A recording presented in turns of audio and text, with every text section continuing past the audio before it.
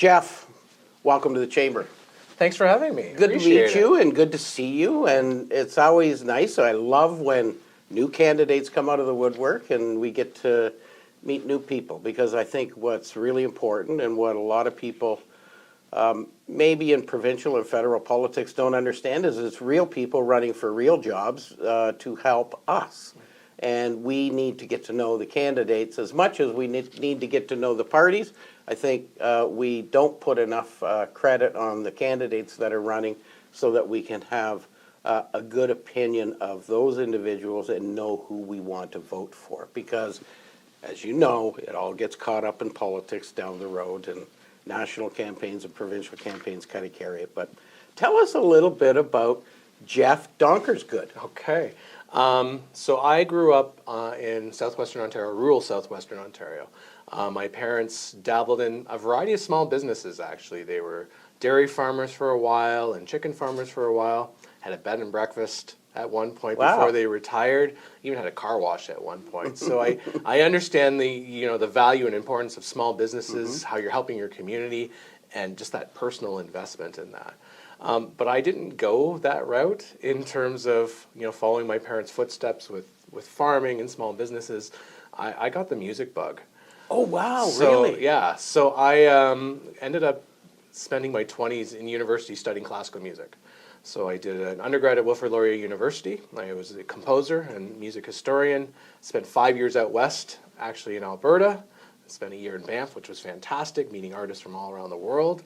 And then started a PhD actually in Western and realized maybe this wasn't where I wanted to go. Maybe it was something different. And the part I loved actually though of that, the 1 year I did of my PhD was teaching.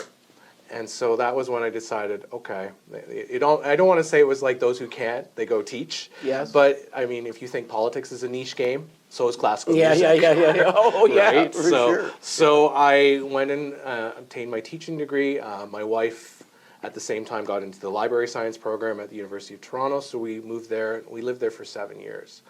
And as I was teaching there, it was pretty clear. I think I thought maybe I'd be the next Mr. Holland from Mr. Holland's Opus, that I'd come in, love of learning, passion, youthful, and I'd immediately engage with students. But I learned really quickly there's so much happening with their lives that we don't see that was impacting what was happening. And I became really frustrated and really and complained a lot actually about not sure what to do. And it got to the point where I realized I needed to act on things and to change that. So I became more politically involved in my union and union activism. When my wife and I had our first 2 children, we were renting in Toronto. We wanted to come back and live here in Waterloo Region, and we're finally kind of in the place to buy a home.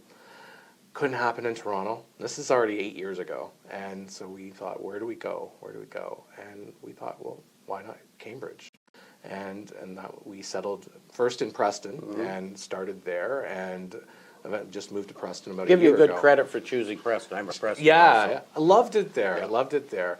And it was even at that point in time I became more politically active and just was seeing things happening, not just in education, but in all factors of life that were impacting people. And I think it just became instilled on me that we can complain, but nothing's going to change. If we want to change the world, we have to act on things. And that meant, becoming more involved in my union, becoming involved in the Waterloo Region Labour Council, learning about the struggles of other workers, especially around the time of the COVID pandemic. Yeah. And I think it's just instilled in me that I want to do more. Like it just felt like I can do this and keep going, but I want to have a bigger impact. Yeah. And so that's kind of led me to where I am today. Interesting. That's really interesting. And your wife, of course, found her way around a job in the region as well? So she actually works from home for Denton's law firm. Oh. So which is, I'm very grateful for, because it's allowing me the flexibility to do a lot of the things I do, which is being involved in Labour Council.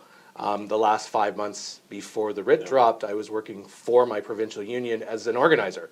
Trying to come up with localized campaigns to invest more in public education. Well, so we all know behind every good man is a strong woman. So, yes, very much so. We all need those partners in our life to help us get through. So what led you to all of a sudden saying, now I know you've said that, you can't get anything done unless you actually get engaged, but something must have inspired you to say, you know what, this is where I want to go and this is where I need to be. Well, I think part of it is being asked. So I think you probably know Bobby Stewart quite well. Yeah, I know her very well. And Bobby Stewart asked me, and I was like, maybe this is something that I want to try. You know, to try to move to the next step, to make Ontario a better place. And the Ontario NDP, I believe, is the party that can do that, especially behind Marit Stiles, in terms of we have to lift everybody up. It's in terms of if we can have a good, solid public education system, that means, you know, we're going to have good and happy workers that are well trained. You know, every dollar we invest in education, I think the last study was $1.30 gets pumped back into the economy. I'm sure it's higher than that now, but you know, we need to make sure we invest in that. We need to invest in healthcare for that same reason, right? If we've got, you know, people that are healthy preventatively, that also is going to help with that. So just in terms of the platform of the ONDP, I know we're going to talk more about it, so I didn't want to get too ahead of myself, but no, that's why I but I think run. you've taken me now down that path of interest where I think, you know, what I should probably say is put a challenge to you to some degree of how the Chamber of Commerce and we position ourselves. So we know that 98.6% of all businesses that employ people are considered small. That's under 100 people. 70% of them, interestingly enough, are actually 10 employees or less. So the vast majority of Canadians work for companies or organizations or businesses that are 10 employees and less. They create 80% of the jobs. They fuel the economy. They punch way above their weight. However, they don't punch way above their weight when they're influencing government or asking for things to be done for them. So we know that business is really a key and central component to our economy, especially small business.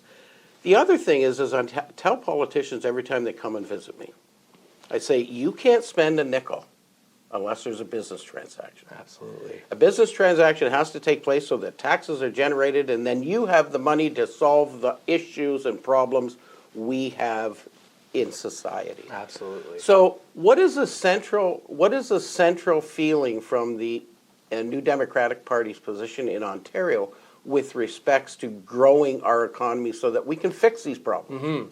So in the riding of Kitchener South-Hespeler, 20% of the people that live there are in manufacturing. And I know we don't know exactly what's going to happen next with Trump. Well, we'll get to that. We'll get to that. But I mean, that's going to have a significant impact when that many people are employed. And we've got Toyota, we've got the Loblaws distribution plant, but we also have so many other small businesses. And I know, and I'm in Hespeler now, there's tons of these small business communities. And they're the community. That's what's so key about it. We have to invest in that. And we have to not lose sight of that and invest in our communities. I think what could be very interesting, if we've learned anything about, in terms of what's happened with reference to the tariffs, is that, we have to be able to trade among each other too, amongst the provinces. And so I read the. It's been a bone of contention of the chambers for a long time. I read the Chamber of Commerce election plan last night, and I agree with almost everything in it, because I'm like, there's such great items that are sold in each different province that we're paying almost an extra tariff on, and we have to open up to that too, to invest in that. It's for us. The NDP. It is kind of, I don't want to say we're the underdogs or the little people, because I think that's not the right way to say it. But we don't have our small businesses. We lose the heart of our community. Yeah. I felt that a little bit when I lived in Preston. Just the way it's unfortunate, right? Just how it's Preston Town Center BIA filled with mom and pop shops. Yeah. Right? But with its location, it's been tricky to keep that sustainable, and it's not fair.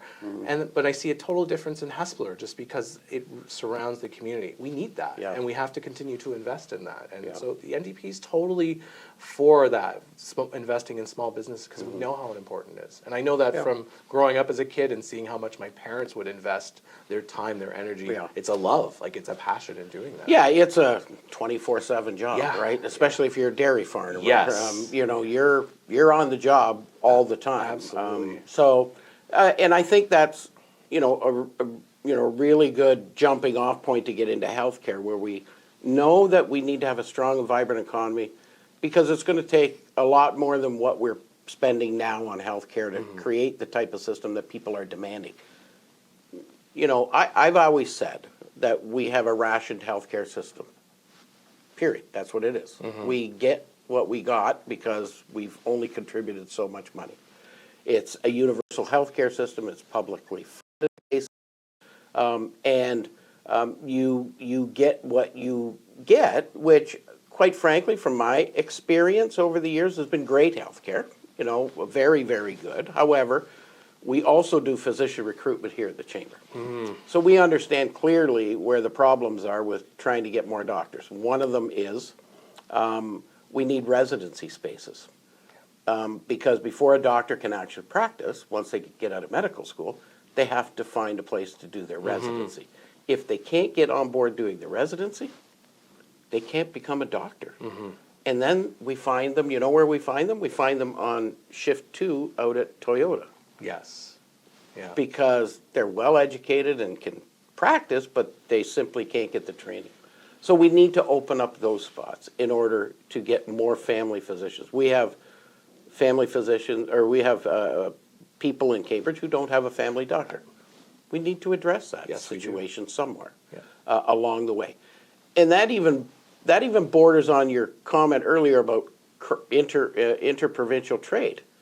Sometimes doctors can't even move from one province to the other. Yes, and we experience that as educators as well, and the teaching profession. Yes, which seems almost nuts. Yeah. Like, why would that be a better? We're Canadians. Yes. Yeah. We have a public school system right across. We have a public health system across the country. Why can't that be seamless? But we need to break down those barriers. Yep. What would you do as an elected MPP in the provincial legislature do to push the government, no matter whether it's your government or whether it's another, on getting these things done? I mean, it's becoming obvious. The evidence is there in terms of what people are needing. We've got 2.5 million Ontarians that don't have a family doctor. It's going to be 4 million within the next few years. We saw what happened in Walkerton just 2 weeks ago. 500 people standing in line out in the cold, and there's 10,000 people that live in that municipality. And if you're thinking, man, there's 1 or 2 people, maybe 3 people, each one is representing that line, that's a good 10-20% of the population waiting for that. We need to, I mean, the New Democrats, we are the founders of like universal public health care. Right. That's Tommy Douglas's legacy. It's why in like 2004 he was named like greatest Canadian in that CBC contest, right? It's something that we very much value. But we're seeing an erosion happening. We're seeing, companies wanting to get in through this privatization model, and it means if you have the money and the access, you're getting the services. Yeah. But in order for our economy, like it really is the economy to be fully functioning, we need a completely healthy society. We need these preventative measures or it's costing us more in the long run. So it means advocating for better wages and better pay for our doctors and our nurses, because we're losing them not just around other provinces, but they're also going internationally. We're losing that. It means coming up with a centralized database system to help people get the healthcare they need faster. And I know several parties are talking about that as well as ours. But it also means respecting workers, not doing things like Bill 124, where you are trampling over bargaining rights and you're only giving a 1% wage increase. Like that happy worker kind of mentality is also very, very worthwhile, because if you do that, others will want to join the profession.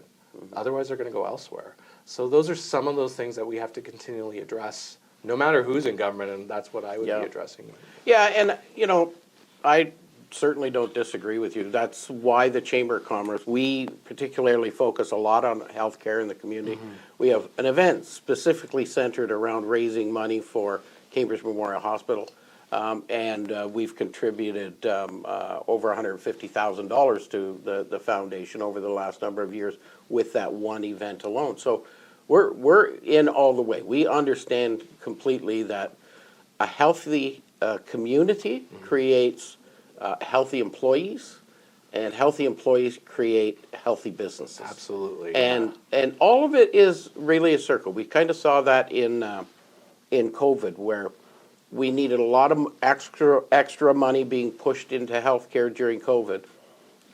And our economy was suffering, and we could see the strains of government, and that's why we're dealing with debts and deficits today, because government had to push out that without having the revenue coming in from business transactions like we talked about. So a healthy economy from the Chamber's perspective is key and central to making sure we can pay for all of the other things. Absolutely. We do have these threat of tariffs over our head. It's scary for a lot of companies, even small independent operators who know that their customer base is reliant on their jobs in the factories and the workplaces that are doing trade internationally. We have done a terrible job of diversification of our trading partnerships. 80% of everything we do and we trade goes to the United States. We need to change that. Absolutely, we do. Do you believe that the provincial government has a role in making sure or helping businesses to find those new markets around the world? Absolutely, and I know the Ontario NDP has been very clear in saying that we have to diversify. And if there's anything we learn from this situation, it's a wake-up call. Yeah. I mean, it's not like I haven't thought about these things every so often. I'm like, oh, you're right. Why are we still stuck in like these old, like very old habits as a country? And it's kind of like, if this is a way to unify us, it's fantastic in that sense. But we absolutely have to do that. Businesses can't do this alone.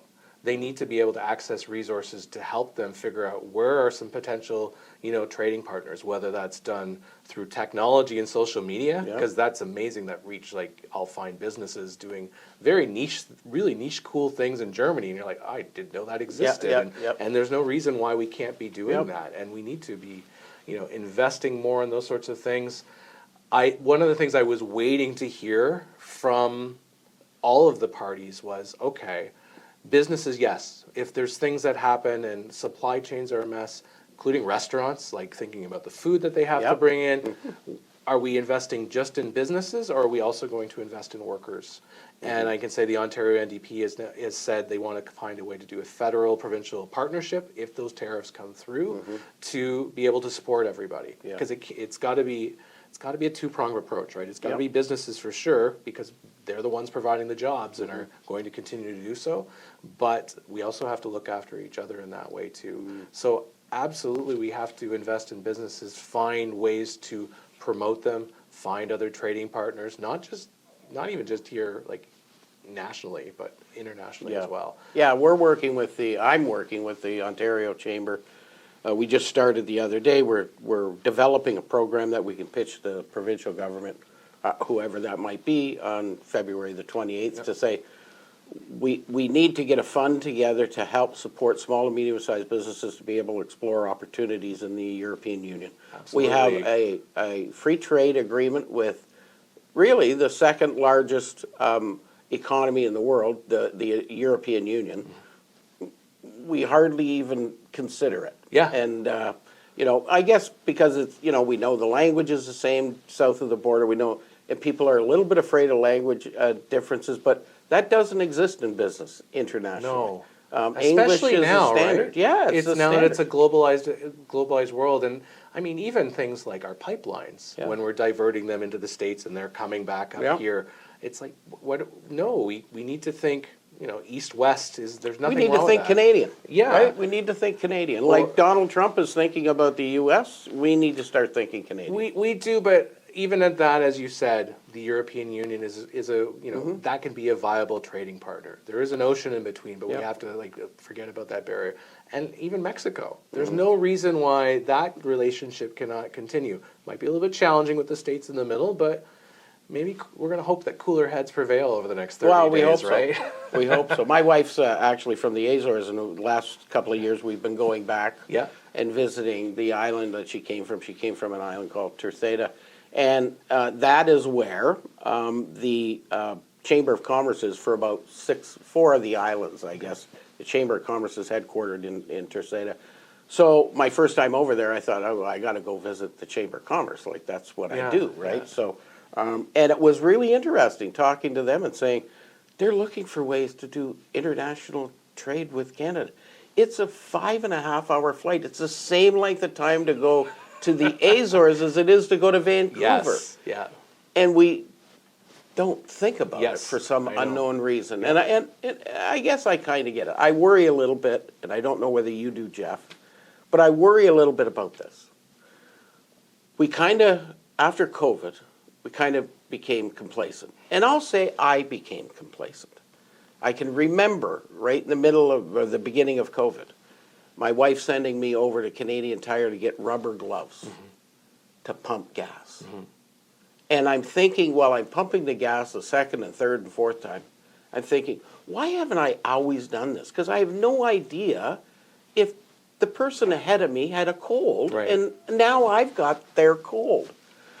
But you know what? Since COVID ended, I have yet to use a pair of gloves to pump my gas. I virtually never wear a mask.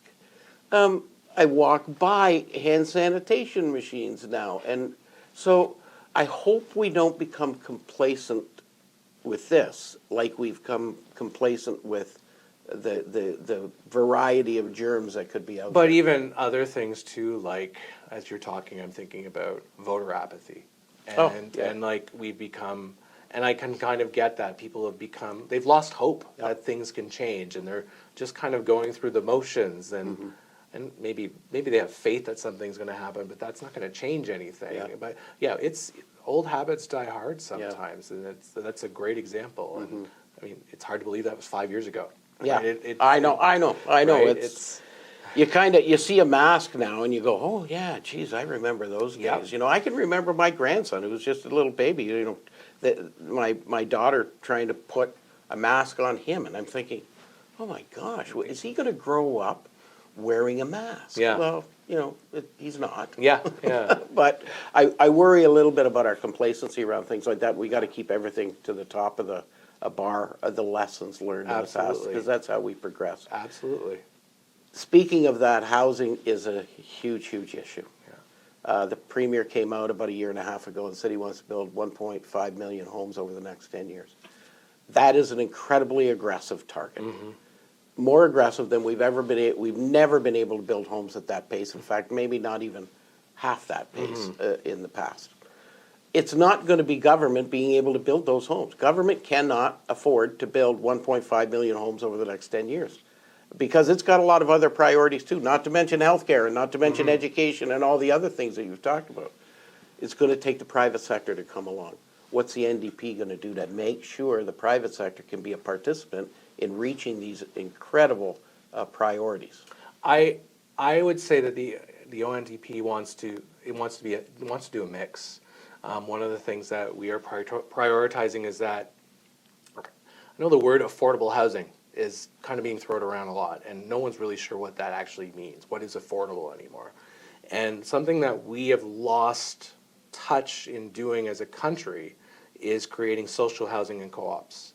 It is something that does need to be government driven.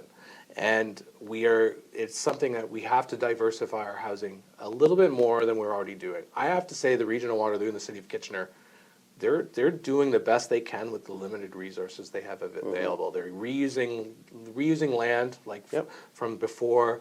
They're converting lots, doing multiplexes, triplexes. I am concerned about sprawl. Southwest Kitchener is a good example of that.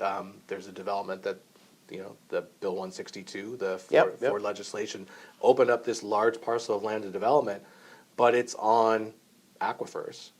And 80% of the region's water comes from the ground. And if we build on that and we risk contamination through roads and salt, we might have to build a pipeline to Lake Erie in order to ensure that we have water and we can sustain ourselves.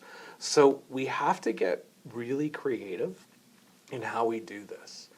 But other problems that we're seeing now is, I know during COVID, for example, developers were able to, borrow money at lower interest rates, and there was a lot of building going on. Things have slowed down because interest rates, they're coming down again, but they went way up. But even that, they're struggling to build houses quick enough because supplies are more expensive. Yeah. And I've talked to several construction workers at the door already. They're not working right now because those costs are going are getting high. So this is a really tricky balance that we're going to be facing. We have a homeless situation, really big one in downtown Kitchener. There's one here in Cambridge as well. It's a huge challenge. I think the answers are there. We have housing experts across the country that, in terms of being able to quickly build homes, but we have to do it smart. And it's going to involve every sector. Like the private sector, of course, is going to have to be involved in doing that. But I think they can't be the full driver. But it's very complex, and there's no end or solution to it. Easy solution to it, rather. Yeah. I mean, the other thing is, been talking to a lot of people who rent, and with rent controls no longer there, they're also struggling. If they need to move, and maybe they've been living in an apartment for a while, they'll probably be paying 3 times as much as they move elsewhere. So that's the other thing. We don't have that affordable happening. So we need something a little more unified, more cohesive. Right now it feels like we've got, not everybody's on the same page, even though everybody's working really hard to try to solve it. And municipalities are strapped a little bit. And so I feel like I can say this, the ONDP, there's got to be more collegiality in this working together. It needs to involve business, obviously. That's where the supplies are coming from. And it's going to be this very multiple approach. Yeah, and I think government's really got to figure out what role it can play. I have a friend of mine who, he's a developer and he builds condominiums. And before he can build the condominium, before he even puts a bulldozer on the piece of property to start leveling it, it costs him $170,000 a unit. He hasn't bought any bricks or any mortar or anything. He's just paid out money on, development charges and, permit fees and all kinds of things, consulting fees, all kinds of things related to what government is demanding of him in order to build this. And those prices have to be, they're the first prices that go into the cost of the unit. Yeah. And then he's got to buy the material and build the place and put everything into it and then figure out a profit margin of some sort. Yeah. And that's why we're seeing the prices we're seeing. It's just, there's no trick to this. It's, you go over to Home Depot right now and buy a 2x4. Prior to COVID, it was, $2.28. Now it's $8.53. Yeah, exactly. So how do you square that hole when we're trying to build, I don't call it affordable housing, I call it housing that's affordable. Yeah. And how do we do that when inflation has taken things out and, you can only buy what you can buy and the costs are the way the costs are? Yeah. I don't know how we get around that. It may involve creative taxation. It may really involve doing more of that. It's something but that's a balancing act too, right? We want to make sure we attract businesses, but if you tax too high, they may leave. So we have to be very careful in that. I do know that development fees, some of that's really important because you got to build that infrastructure around the homes. Again, the roads, like all that other things. But some of that needs to get reduced. We can't. If it's a barrier, we have to find other ways to solve this. And I've heard that. Thanks for stating that again. Those fees have become very problematic and a barrier to building homes. And that's where again governments can help with building social housing and co-op housings. But again, you have to be able to work in tandem as a team in order to do that. I think you're right. This is not a problem that can only be on the shoulders of government, and it can't be on the shoulders of the private sector. Yeah. This is a problem we all have to figure out, because what we do know is we need those people who don't have shelter to have shelter. Yeah. Mike Moffat, who is a very, very well-respected housing expert, I believe he teaches out of Western, but I know he does lots of stuff in Ottawa, policy with housing. Yep. Some of the stuff I've read from him is fantastic, and some of it's been looking back at history, like thinking World War II when we had everybody coming back from the war.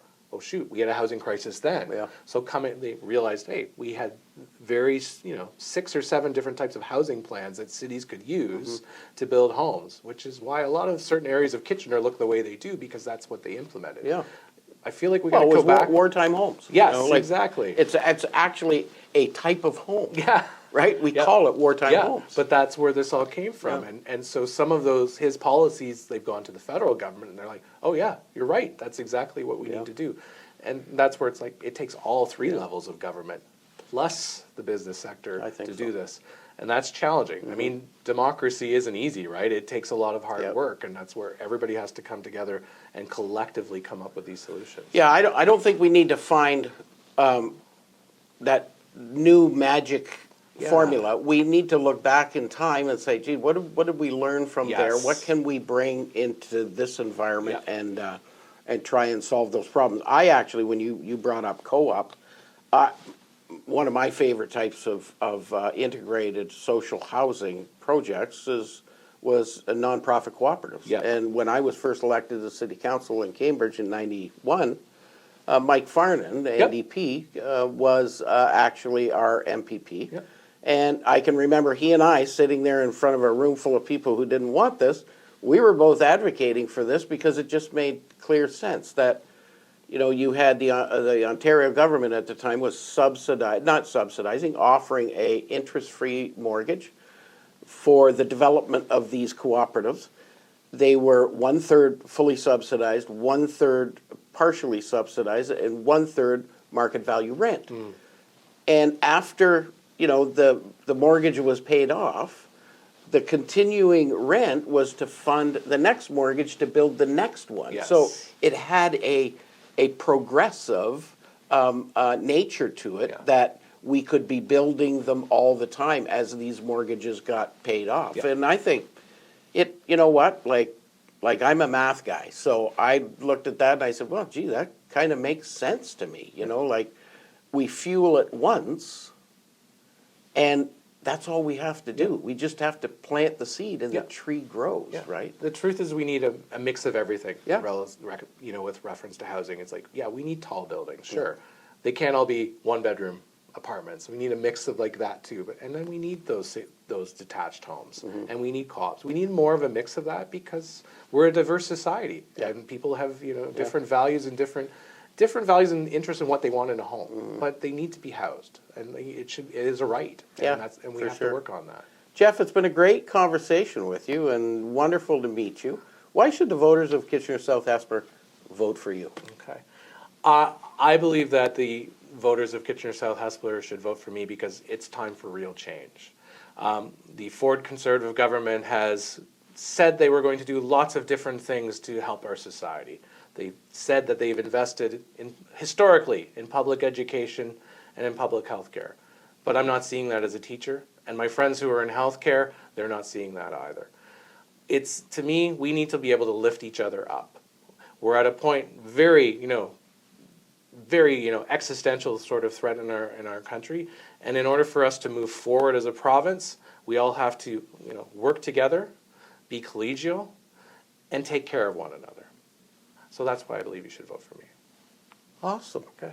Great meeting Hey, you, and thank you good very luck much for on the having me. campaign trail. Yeah. Don't get stuck in any snowbanks. And, it's short, but we want to remind everybody they got to go to vote on February the 27th, or they can go to elections.on.ca and get all the information on where their poll is going to be, and they can make sure they're on the voter registration list. Please make sure everyone knows whether they're on the voter registration list or not and get on there.